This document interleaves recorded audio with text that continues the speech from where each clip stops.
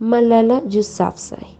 The terrorists thought they could change my goals and curb my ambitions, but nothing has changed in my life except this. Weakness, fear, and hopelessness died.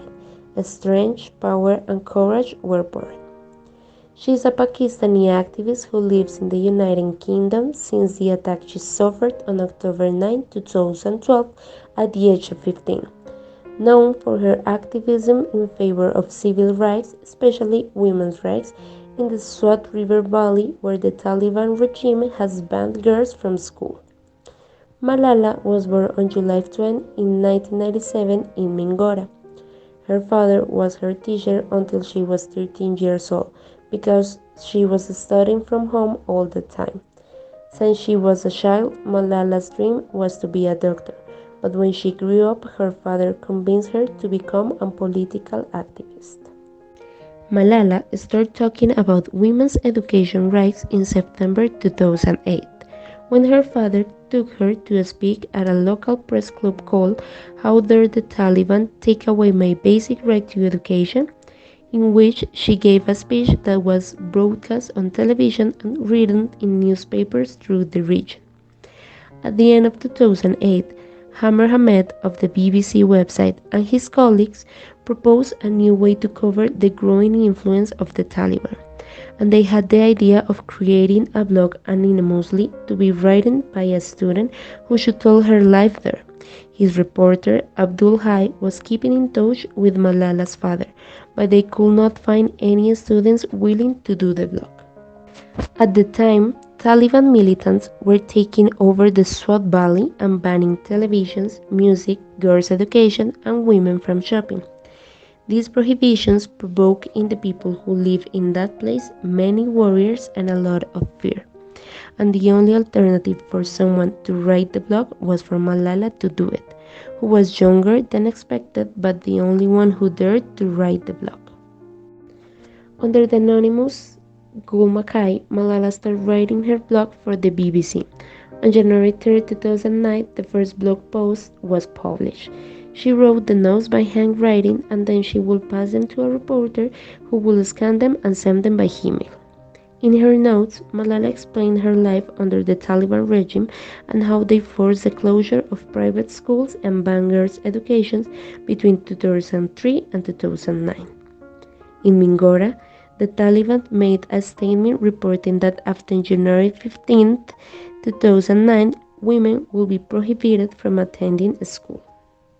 On October 9, 2012, in Mingora, she was the victim of an attack by the Pakistani Taliban movement, a terrorist group linked to the Taliban, which, after boarding a school bus, Malala was repeatedly shot with a pistol impacted on the left side of her forehead and neck, caused her to be surgically intervened the same day the spokesman for the terrorist group claimed they tried to assassinate her again. This fact generated a great worldwide impact. Her attack generated a lot of outrage, which caused thousands of people to come out to protest in the streets, and that Malala received international and national support. On October 15, 2012, Malala was transferred to the Queen Elizabeth Hospital in the United Kingdom to continue her recovery. She underwent reconstructive surgery but was discharged from the hospital on January 4, 2013 after implanting a titanium plate and a auditory implant. Malala returned to school in a high school in England. In 2013, Malala was chosen by Time magazine as one of the most influential personalities in the world.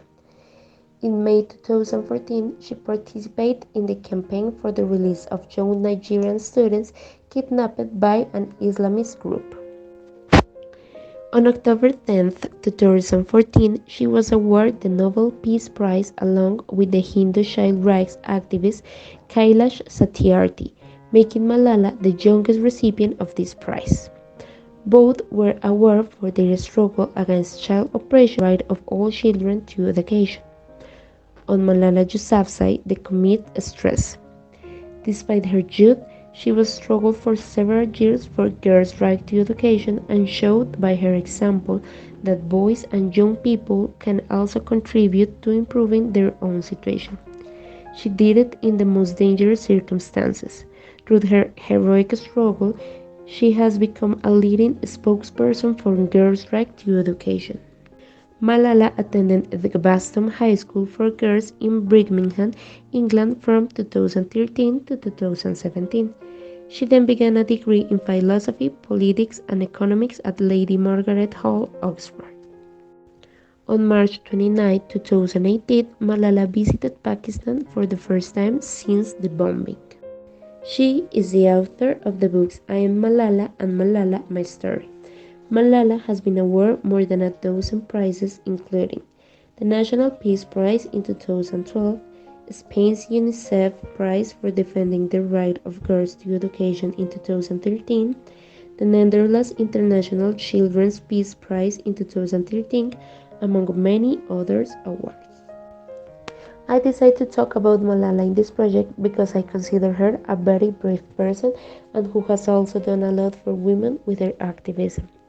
Malala, since she was a child, has fought against an unjust and violent war for women, and despite the attack of which she was victim, has never stopped fighting. She became stronger and more determined.